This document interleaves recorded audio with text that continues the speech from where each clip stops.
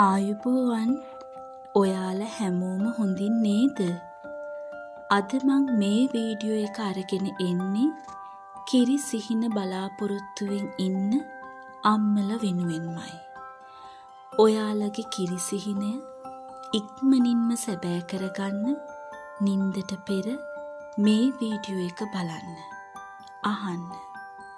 මුලින්ම ඔයා නිදාගන්න ඇඳට ගිහින් ඔයාගේ හිත මනස සැහැල්ලු කරගන්න.